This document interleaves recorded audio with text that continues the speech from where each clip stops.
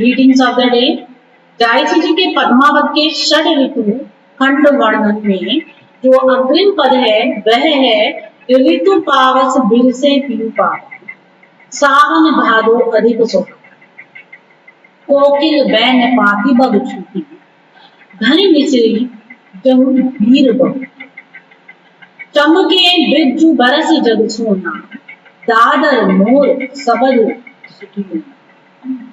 रंग राति पे संग निसी जागे, गरजे चमकी चौकी कंठला। आगे कहते कभी शीतल बूंद ऊंच चौबारा, हरियर सब देखी संस,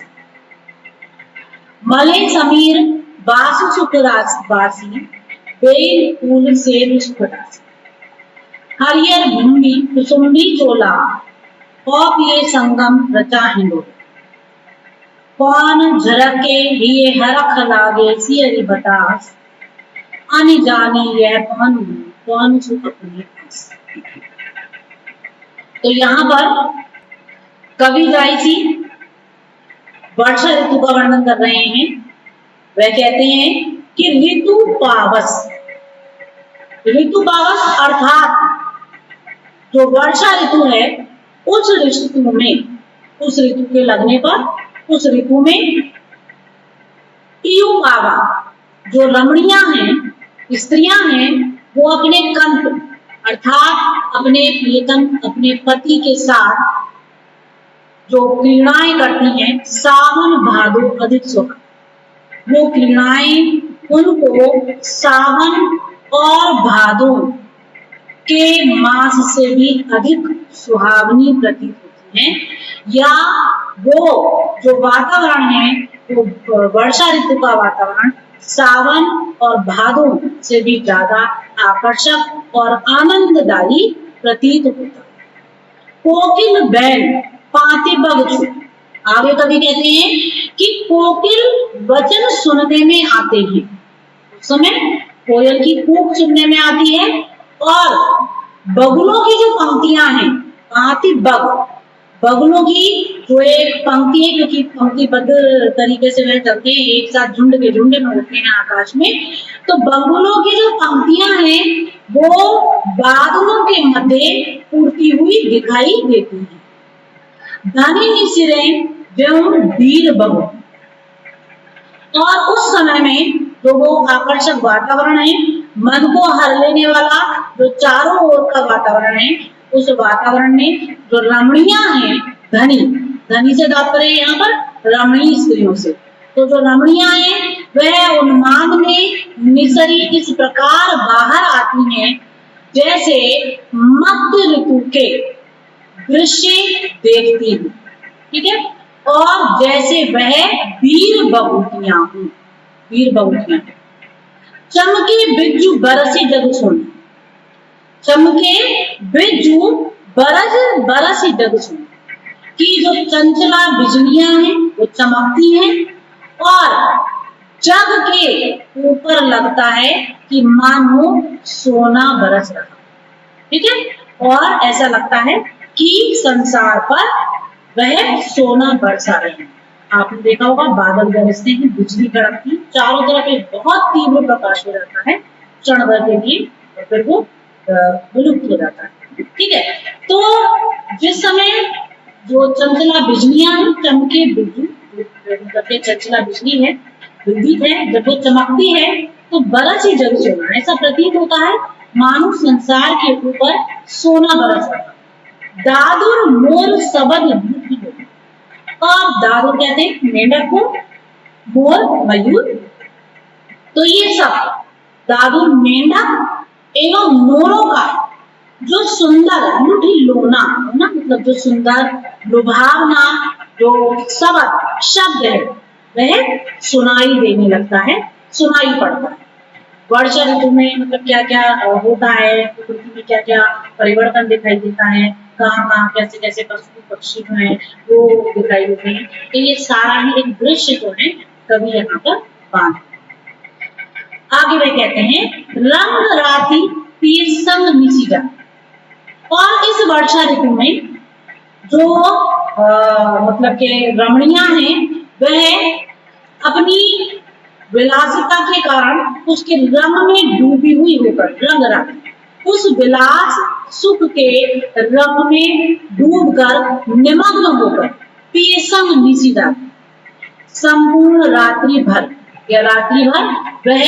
अपने प्रियतम के संग वह जागृत अवस्था में रहती। और कहते हैं गरजे चमकी चौकी कटना, और जैसे ही बादल गरजते हैं, बिजली चमकती है, एकदम उत्सुकता के साथ, कौतुक के साथ, चौंक कर या डर कर या भयभीत होकर वह अपने प्रियतम का आलिंगन कर लेते। शीतल बूंद ऊंच चौक, आगे कहते हैं कि ऊंचे ऊंचे चौबारों पर, ऊंचे चौबारे जो ऊंचे ऊंचे चौबारे हैं उन पर रिमझिम जो बारिश की शीतल बूंदें हैं वो गिरती हैं, बरसती हैं, पड़ती हैं, और हरियर सब देखिए संसार, और जो संपूर्ण संसार का ये हरा भरा दृश्य है, जो प्रकृति का ये हरा भरा स्वरूप है, या जो उसने पूरे हरे रंग का एक कहना चाहिए कि दुशाला सा ओढ़ लिया है, एक सौंदर्य है, एक आकर्षण है, उसको ये संपूर्ण संसार देखता है, या संपूर्ण संसार के द्वारा वो देखा जाता है। आगे कभी कहते हैं मलय सबीर बासु सुख बासु, तो कहते हैं कि जो मलय समीर, जो मलय सुगंध है, मलय समीर की जो सुगंध है वह उस समय सुखवास जो शयन कक्ष है उससे आती हुई प्रतीत होती है, ठीक है। और बेल फूल सेज सुख रस, और वहां पर विकसित बेलों की जो फूलों की सेज बनाई गई है वह सुशोभित है। हरिहर कुंभी कुसुम्बी चोला, हरी हरी भूमि और रमणी पद्मावती का कुसुम्बी चोला, ठीक है। और पियसम रचा हिंडोला, और जो उन्होंने अपने प्रियतम के साथ मिलकर रत्न के साथ, रत्न सेन के साथ झूलने के लिए जो झूला सजाया हुआ है वह झूलना, ठीक। और ये सारा जो दृश्य है वो हृदय को आकर्षित कर लेने वाला होता है, मनोरम है। ये सारा जो दृश्य है, जो भी कुछ दृश्य उन्होंने उपस्थित किया है, बाधा है, ये सब अपने प्रियतम के साथ में विलास भोग अभिसार क्रीड़ा करने के सारे जो कहना चाहिए प्रयोजन है, उपक्रम है, उनको उन सारों को, उन सभी को समन्वित करने वाला है, उनका आयोजन करने वाला है। कौन झरखे ये हरक लागे सियरी बतास, आगे कभी कह रहे हैं कि जो वर्षा ऋतु है तो वर्षा की वायु से जो झरके झरझर करके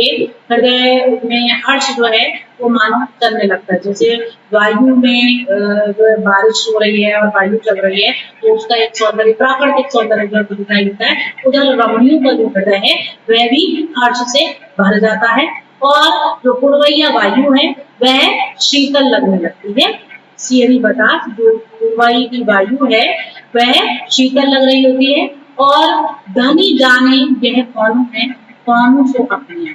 और जो धनी मतलब जो रमणियां हैं, और यहाँ पर रमणी पद्मावती है, तो पद्मावती समझती है कि उनके जो सुख पुलक का कारण है वो उस पवन वायु का स्पर्श है, जो उनका संपूर्ण शरीर रोमांचित हो रहा है वो मानो उस शीतल वायु के स्पर्श से हो रहा है। लेकिन जो कौन सो अपनी आस, लेकिन जो पवन है वह तो स्वयं उन पद्मावती के मधुर स्पर्श से और आभा मंडित और मतलब के अधीर सा प्रतीत होने लगता है। तो यहाँ पर कवि ने वर्षा ऋतु के माध्यम से सुंदर चित्र जो है उसको खींचा है और उसे अभिव्यक्त किया है।